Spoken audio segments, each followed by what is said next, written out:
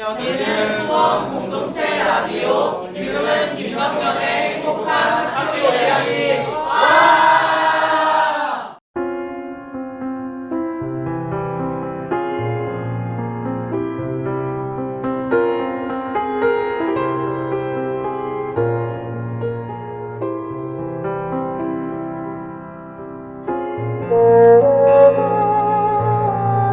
당신이 따뜻해서 봄이 왔습니다. 감성시인 김남곤님의 시로 김덕년의 행복한 학교 이야기 102화 시작합니다. 안녕하세요. 저는 행복지기 김덕년입니다. 생각하기도 싫은 봄이 지나가고 있죠. 지지부진하던 탄핵, 엄청난 피해를 가져온 산불, 유난했던 미세먼지. 그래도 그 속에서 봄은 자기가 할 일을 조용히 하고 있네요. 고마운 마음으로 이 시집을 열어봅니다. 오늘 교육도서관 코너에서 좀 더 읽어보죠. 오늘 준비한 내용은요, 세상의 모든 직업에서는 미래 일자리를 준비했고요. 다문화 학교는 아직 2기 친구들이 제작하기는 좀 이르죠. 그래서 작년 3월에 나온 방송을 다시 들려드립니다. 첫 곡 보내드립니다. 조관우 1집에 이런 예쁜 노래가 있네요. 하늘, 바다, 나무, 별의 이야기.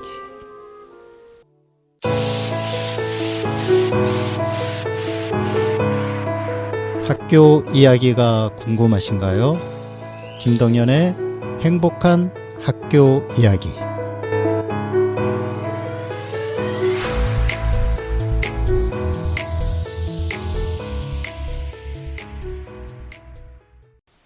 조관우 가수의 하늘, 바다, 나무, 별의 이야기를 듣고 왔습니다. 이 곡은 1994년 데뷔 앨범에 수록되어 있어요. 조관우는 왜 팔세토 창법이라고 해서 고성보다 더 높은 소리를 내는 가성으로 부르는 그러한 기법으로 노래를 하는 가수죠. 대표적인 곡으로 님은 먼 곳에가 있어요. 오늘 소개해준 이 곡의 가사를 보니까요, 이 땅과 하늘의 주인은 바로 너희들이지, 우린 너희들의 미래를 빌려 쓰고 있을 뿐. 기후 위기 시대에 다시 새기면 좋을 가사입니다. 자, 첫 코너 들어갑니다. 유미라 선생님이 전하시는 직업의 세계, 세상의 모든 직업. 오늘은 미래 일자리예요. 소개합니다. 세상의 모든 직업.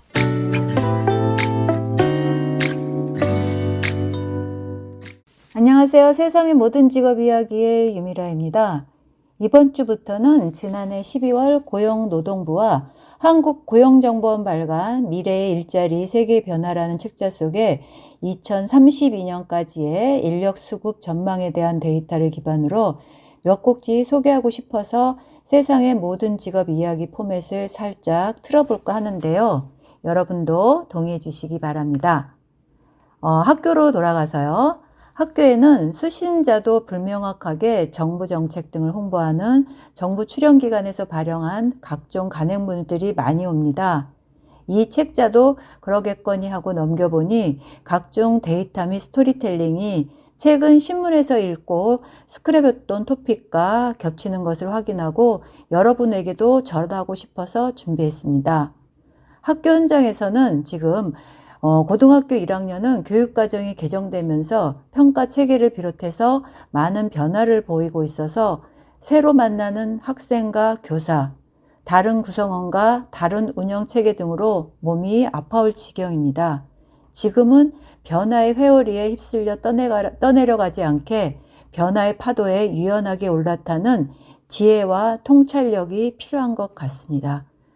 정신을 차릴 수 없는 기술의 발전은 새로운 직업을 만든 것처럼 일의 형태도 사회적 인식도 변화하고 있는데요.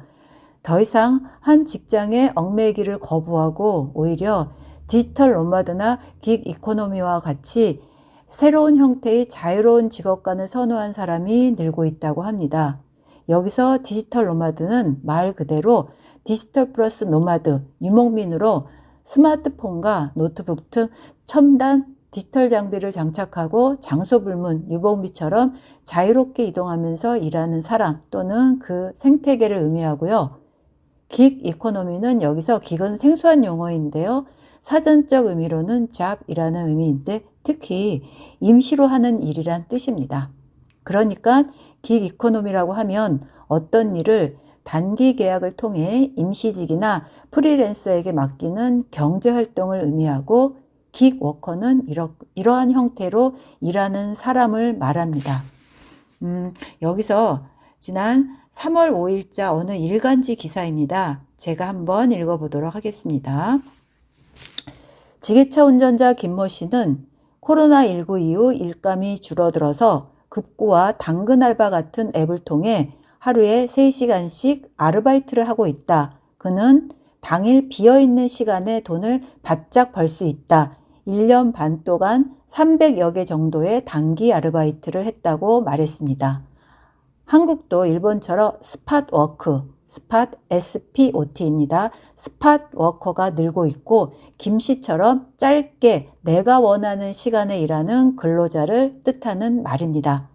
한두 달 일하는 단기 아르바이트나 아르바이트로 생계를 이어가는 프리터족보다도 더 짧게 하루 서너 시간 정도 일주일에 한두 번 틈새 일을 합니다. 기사처럼 직업의 형태나 구직 과정 등이 변화를 거듭하고 있습니다.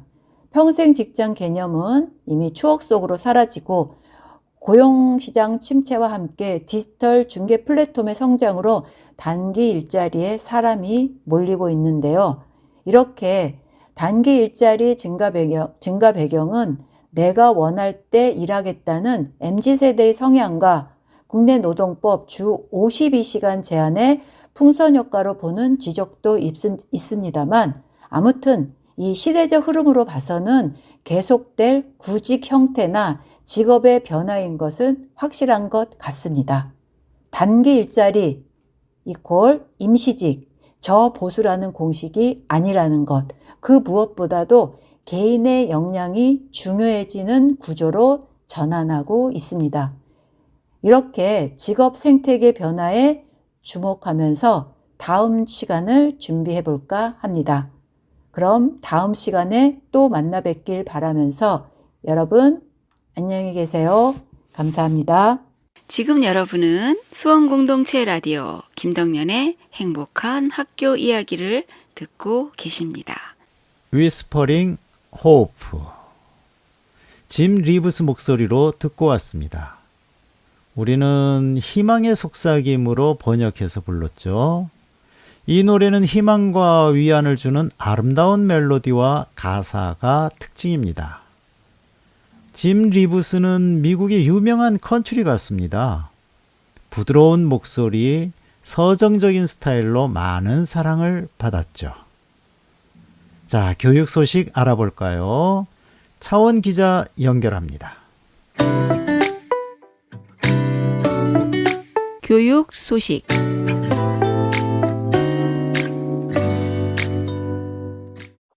네, 안녕하세요. 차원 기자님. 네, 교육언론창 기자 차원입니다. 반갑습니다. 네, 연일 계속해서 큰 굵직굵직한 뉴스들이 쏟아지고 있네요. 자, 오늘은 어떤 소식 전해주실까요? 네, 오늘, 본 소식 전하기 전에요. 먼저 이제 그 뉴스 AS 같은 형식으로 지난주 방송에서 제가 그 정승훈 후보 선거법 위반 관련해서 맞아요, 네, 맞아요. 소개를 예, 드렸었잖아요. 이 네네네. 선관위에서 이 결정을 내렸다고 합니다.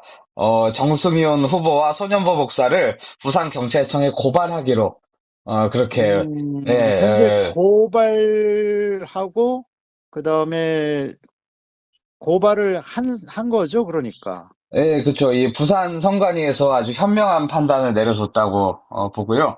네, 3월 28일 날짜로 고발 조치를 했다고 우리 교육언론창에 보내왔습니다. 통지문을요. 자, 그 다음에 또 어떤 소식을 또 준비하셨나요? 네, 그래서 오늘 메인으로 전해드릴 소식은요, 또, 마찬가지로 우리 윤근혁 기자가 쓴 기사고, 돈 낸 대기업 임원 자녀 등 30% 샘문 선발 자공고 확대 논란이라는 제목의 기사입니다. 녹음일 기준으로 어제 31일 날 나온 기사고요. 자공고 입학 전형과 관련된 이야기인가 보네요. 네, 그렇습니다. 입학 네. 전형과 관련된 이야기인데, 거기에 이제, 어떻게 보면 돈으로, 입학을 할 수 있는, 교육의 취지와는 좀 거리가 먼, 그런 전형이 이제 나왔다고 해서, 이렇게 기사가 나왔고요. 그 내용을 이제, 설명을 드리면, 교육부에서 이제 2025년 자공고 2.0 선정 계획이라는 걸, 31일 날, 발표를 했는데, 여기 또 상당히 논란이 될 만한 내용이 이렇게 들어 있었습니다. 자공고라는 거는 자유로운 공립고, 라는 뜻이고, 또 많은 분들이 들어가기를 원하는 그런 학교이기도 하죠. 근데 그런 학교에서 이제 일단 이 학교 자체가 지난해 100개교가 선정이 됐고요. 올해 7월에도 자공고가 또 20개 안팎이 추가로 더 늘어날 계획이라고 합니다. 그래서 교육부가 5년에 걸쳐 한 해 2억 원씩, 5년 합하면 10억 원을 지원하는 학교라고 하고, 그래서 이게 특혜 아니냐, 이런 이야기도 또 나오고 있다고 하고요.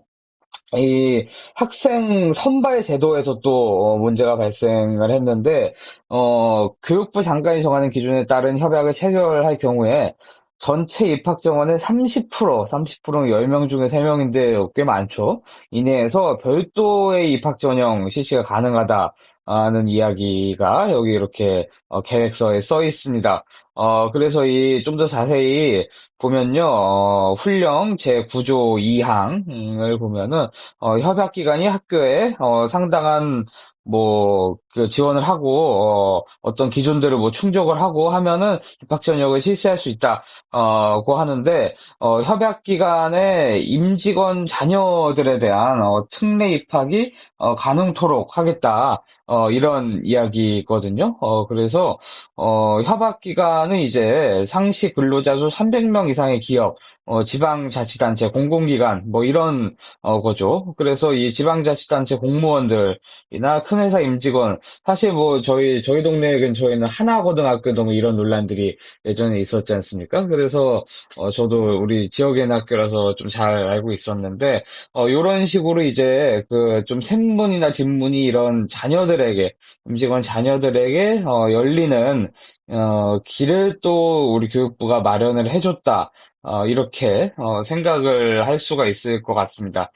그래서 인적, 물적, 재정적 지원이라는 이 문구가 있기 때문에 그래서 기부 입학이다 이런 이야기가 나올 수도 있을 것 같고요. 그래서 이런 식의 이 교육부가 이런 방침을 정한 거기 때문에 이런 문을 열어준 거기 때문에 이 공립교육 입학 전형의 뿌리가 그동안 공공성을 지키고 있었는데, 그거를 뒤흔드는 것이 아니냐, 이런 식의 논란이 있고요.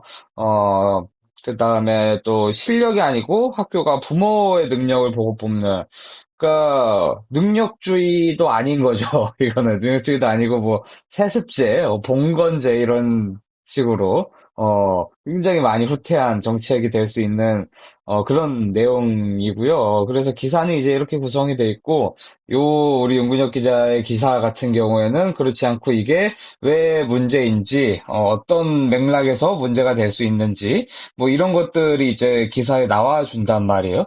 저는 이런 기사가 굉장히 좋은 기사라고 생각을 해서, 그 다음에 이제 현대 시대에 21세기 저널리즘에 꼭 필요한 기사다라고 생각을 해서 가지고 와봤고요. 저도 비슷한 맥락으로 이제 정치인들이나 이런 말을 전할 때 그 따옴표 저널리즘, 그냥 따옴표만 쳐서 쓰는 게 아니라 이 발언이 어떤 맥락에서 나왔는지, 그 다음에 이 발언이 뭐 문제가 있다면 어떻게 문제가 있는지, 또 좋은 발언이라면 왜 좋은 발언인지를 같이 이야기해주는 기사가 좋은 기사라고 생각을 하기 때문에 그래서 이 기사도 굉장히 좋은 기사다 라고 생각해서 가지고 와 봤고요. 사실 교육이라는 게 그 과정의 평등을 만들어주는 그런 길이기도 하잖아요. 그래서 뭐 결과의 평등까지는 아니더라도 어쨌든 과정의 평등은 해야 그 보수에서 주장한 능력주의라는 것도 그걸 기반으로 해서 이루어질 수 있는 건데 지금 우리 교육이 과연 그것조차 제대로 하고 있느냐? 라는 그런 사실 뭐 칠세고시나 우리 지난번에 이야기한 그런 것도 마찬가지죠. 그런 맥락에서 마찬가지의 문제들이 있는 건데, 우리 자리를 지켜줘야 할 이런 공교육마저, 그런 잘못된 길로 좀 나가는 거를 지금 이 교육부가 하고 있는 게 아닌가, 생각이 들고요. 이 방송이 나갈 때쯤이면, 이제, 새로운 교육부가 또 들어올, 구상이 좀 그려지는 상황이 되기를 바라면서, 다음 교육부, 다음 정부에서는 좀 이런 불공정, 불공평한 이런 것들을 좀 어, 정책들을 다시 정상화시키고 이렇게 진정한 교육의 방향으로 잘 나아갔으면 좋겠다는 바람에서 오늘 이렇게 기사를 가지고 와 봤습니다. 네. 네, 수고하셨습니다. 기사 작성법 특강도 해주셨네요. 네. 네, 맞아요. 따옴표 저널리즘이 너무 난무하고, 그런데 이제 분명한 건 언론이 가지고 있는 것은 비판도 필요하죠. 우리가 지금 이 기사 같은 경우에 사실 굉장히 그 많은 논란이 돼야 된다라고 생각을 하는데, 지금 고등학교를 보면 영재고, 과고, 특목고, 자사고, 거기에 자공고, 이렇게 쭉 되다 보니까 또 특성화고, 일반고, 그런데 그 자공고인 여기에 지금 교육부가 5년에 걸쳐서 10억 원 집중 지원을 하고 또 선발마저도 이러한 부분이 있다. 이렇게 되면 그 선발에 조금 그 문제가 생길 수도 있겠다 이런 생각이 드네요. 특례라는 것 자체가 보면 더더구나 협약기관 임직원 자녀에 대한 특례 입학이니까 이런 부분은 좀 더 우리 시민들의 논란 토론이 더욱더 치열하게 있어야 되지 않을까 싶습니다. 그렇죠. 대학교도 아니고 고등학교에서부터 이렇게 하겠다는 건 사실 어, 예, 맞지 않죠. 네. 대학도 지금 이제 그 굉장히 논란이 됐던 것이 바로 이 공정성, 뭐 이것이 굉장히 그렇죠. 논란이 됐었는데, 고등학교에서도 또 이렇게 된다 그러면 점점 더 이게 문제가 일반고에 다니는 학생들이 가지고 있는, 느끼는 그 어떤 생각, 이런 부분이 사실 굉장히 좀 영향이 좀 있거든요, 이런 부분에. 네, 맞습니다. 네. 자, 오늘 뭐 신청곡은 그러면 뭘 들을까요? 오늘은 이 기사랑은 뭐 크게 관련은 없고요. 그 좋은 일이 일어나기를 바라고 기원하는 그런 마음에서 우리 달빛 요정 역전 말로 홈런의 축배라는 노래를 골라봤고요. 네, 축배예요. 네. 만약에 잘 네. 안 되면 그냥 틀지 말아주시고 저는 잘 될 거라고 확신하기 때문에 축배 이 노래 들으면서 Hello, здравствуйте, конnichiwa, bonjour. 大家好， Building bridges to a wider world. 여기는 다문학교입니다. 이 코너는 수원 외고 시그널 동아리 친구들이 제작하는데요. 2기 학생들이 준비하면 시간이 좀 필요하겠지요? 주로 창체 시간에 모여서 제작하는데 지금이 학기 초니까 아무래도 좀 더 있어야 할 것 같아요. 그래서 1기 친구들 목소리를 다시 보내드리겠습니다. 작년 3월에 방송된 45회 박주하, 이지우 학생이 꾸몄습니다. 들어보시죠. 안녕하세요. 저희는 수원외국어 고등학교에 재학 중인 학생들입니다. 저희는 오늘 러시아 전통 음식에 대해 말씀드리는 시간을 가져보려고 하는데요.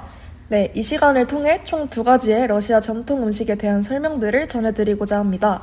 그렇다면 첫 번째 음식부터 바로 알아보러 가겠습니다. 첫 번째로 저희는 러시아 전통 음식인 샤슬릭에 대해 소개해보려고 합니다. 혹시 샤슬릭이라는 음식을 들어본 적이 있으신가요? 잘 모르겠는데 아마 고기를 주 재료로 사용한다고 들었던 것 같아요. 아, 네, 맞습니다. 돼지고기와 양고기를 주 재료로 하는 음식입니다. 오, 그렇군요. 그런데 전통 음식이라고 하니까 궁금해지는데요. 러시아는 어쩌다 이 음식을 접하게 되었나요? 아, 이 샤슬릭이라는 음식은 중앙아시아를 시작으로 러시아까지 전파된 꼬치구이 요리인데요. 18세기 러시아 터지 전쟁 중 카자크 자포로지에와 러시아 군인들에 의하여 처음으로 알려지기 시작했다고 합니다. 아하, 그렇군요. 전쟁 때부터 유명해지기 시작한 음식이라면 조리법이 쉬운 것 같은데 조리법에 대해서도 설명해 주실 수 있을까요? 네, 샤슬릭은 조리하는 데도 상당히 간편하고 그에 비해 맛도 좋은 편이라서 러시아의 국민 요리가 되었다고도 할 수 있습니다. 이런 샤슬릭을 만들기 위해서는 첫 번째로 고기를 조각 내어 자른 다음 소금이나 향신료로 양념을 해주면 됩니다. 두 번째로는 양파를 얇게 썰어 넣어주고 식초와 코낙을 넣어 버무린 후 8시간 정도 숙성을 시켜줍니다. 그 후 숙성된 고기를 꼬챙이에 끼워주고 불을 지핀 숯이나 장작에 열기가 오르면 구워주면 샤슬릭을 완성할 수 있습니다. 맞아요. 이렇게 간편하게 조리할 수 있는 샤슬릭은 실제로 러시아에서 주말에 가족과 또는 친구들끼리 자주 구워 먹는다고 합니다. 간편하니까 자주 먹기도 좋을 것 같습니다. 혹시 러시아 전통 음식인 샤슬릭의 어원은 사실 티르크어라고 하는데요. 사실인가요? 네, 사실입니다. 티르크어로 꼬챙이, 꼬치를 의미하는 단어인 쉬쉬라는 단어가 있는데요. 이 쉬쉬라는 단어를 시작으로 유래된 말인 것으로 추정된다고 합니다. 오, 그렇군요. 우리나라에도 많은 샤슬릭 꼬치집이 있다고 하는데 만약 궁금하신 분들은 한 번쯤 방문해 보셔도 좋을 것 같습니다. 그럼 다음 음식 소개로 넘어가 볼까요? 다음 음식은 블리니입니다. 블리니는 러시아 전통 팬케이크인데요. 팬케이크는 러시아 요리들 중 가장 오래된 종류들 중 하나라고 할 수 있습니다. 블린이라는 음식은 단어가 생소해서 그런지 일반 팬케이크와는 뭔가 다를 것 같은 느낌이 드는데 혹시 우리나라 음식들 중 비슷한 음식이 있을까요? 아, 블리니는 우리나라의 빈대떡 혹은 부침개와 유사하다고 볼 수 있는 음식이며 러시아식 크레이프로도 많이 알려져 있습니다. 아, 그렇군요. 블리니는 러시아에서 오래된 음식인 만큼 중요하기도 한 음식인데요. 러시아인들이 봄맞이 축제인 마슬레니차 축제에서 이 블리니를 먹으며 봄의 시작을 기념하았다고도 합니다. 오, 그렇다면 이 블리니는 어떻게 만들 수 있을까요? 일반적으로 고소함을 위해서 밀가루를 기반으로 하여 만들었다고 하는데 요즘은 건강을 위해서 메밀 또는 기리가루 등을 사용하기도 한다고 합니다. 훈제 연어, 샤워크림, 그리고 잼이나 연어를 함께 조합할 수 있으며 블리니를 맛있게 먹는 방법에는 블리니에 잼을 발라 차와 함께 마시거나 튀기거나 다진 고기를 싸서 먹어도 맛있다고 합니다. 다양한 방법들 중에서도 캐비어 및 연어와 함께 제공되는 경우가 가장 많습니다. 블리니는 모스크바 식단의 주요 메뉴인데요. 그래서인지 특히 모스크바 현지에서는 유명 레스토랑의 셰프들이 그들만의 특별한 블리니 레시피를 선보인다고 하니 모스크바 여행을 하게 되신다면 블리니를 드셔보는 것을 추천합니다. 이렇게 오늘은 러시아 전통 음식 2가지 샤슬릭과 블리니에 대해 알아보았습니다. 새로운 어원과 새로운 음식에 대해 알 수 있었던 알찬 시간이었던 것 같습니다. 그럼 저희는 다음에도 흥미로운 러시아 이야기를 전달해 드리도록 하겠습니다. 다 스비다냐. 지금 여러분은 수원공동체 라디오 김덕년의 행복한 학교 이야기를 듣고 계십니다. 로비 윌리엄스 서프림이란 곡입니다. 서프림은 최고의, 최상의라는 뜻이고요. 로비 윌리엄스는 5인조 밴드 테이크댓의 보컬로 가수 생활을 시작했습니다. 데뷔 후부터 뛰어난 가창력과 무대 퍼포먼스로 팬이 많았죠. 오늘 학교와 영화에는 밥 딜런을 소재로 한 영화 컴플리트 언노운 함께 보시겠습니다. 학교와 영화.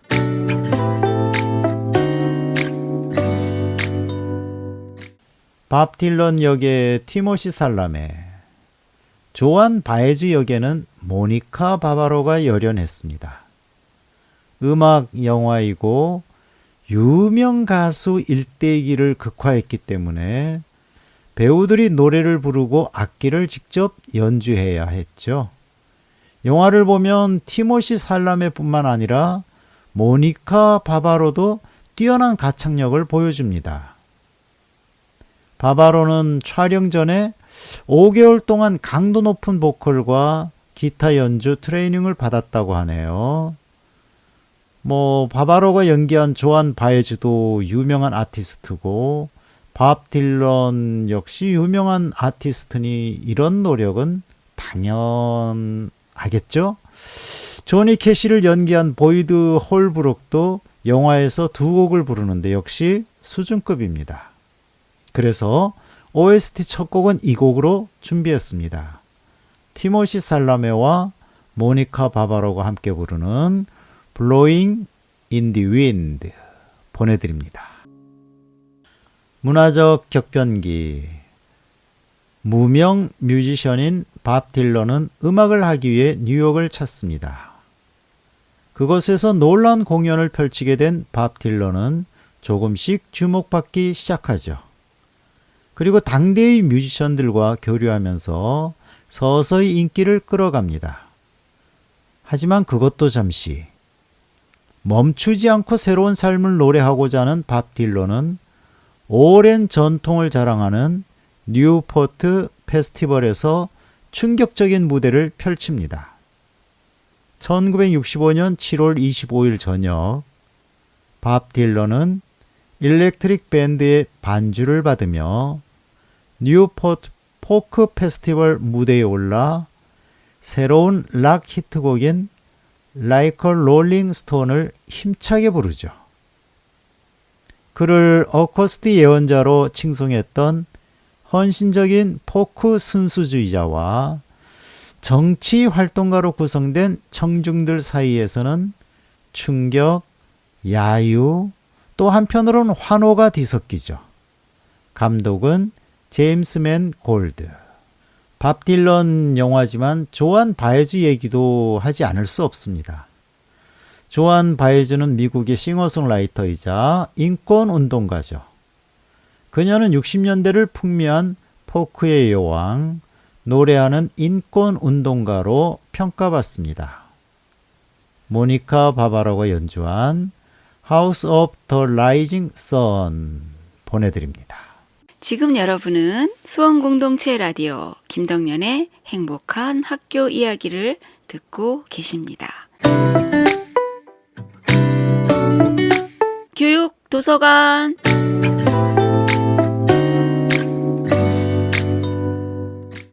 요즘은 학교 벽에 대형 걸개 그림을 내거는 곳이 많습니다.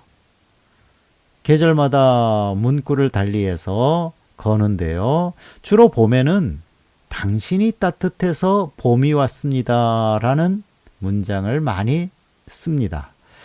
이 문장을 볼 때마다 마음이 참 따뜻해지죠. 오늘은 김남곤 시인의 시집을 소개하려고 합니다. 당신이 따뜻해서 봄이 왔습니다 인데요. JTBC 뉴스룸에서 당시 손석희 앵커가 이 시구를 인용했고요. TVN 시를 잊은 그대에게 프로그램에서 소개한 화제의 시집입니다. 김남권 시인은 조병화 시인의 추천을 받아 문단에 나왔고 이후 동시 동화를 쓰며 시인 아동문학과 시낭송가로 활동하고 있습니다. 짧은 시 한 편 같이 읽어볼까요? 당신이 따뜻해서 봄이 왔습니다. 당신의 마음이 머문 자리마다 꽃망울이 터지고 당신의 손길이 머문 자리마다 이파리가 돋아납니다. 당신이 따뜻해서 봄이 왔습니다. 느낌을 덧붙일 필요가 있나요? 그냥 다가오는 대로 그대로입니다.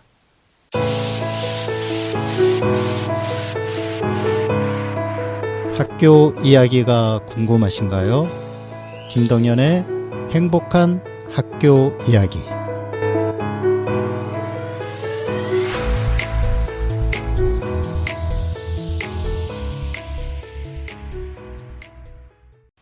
나무의 언어를 들으려고 달팽이는 느릿느릿 껍질을 매만지며 기어오른다.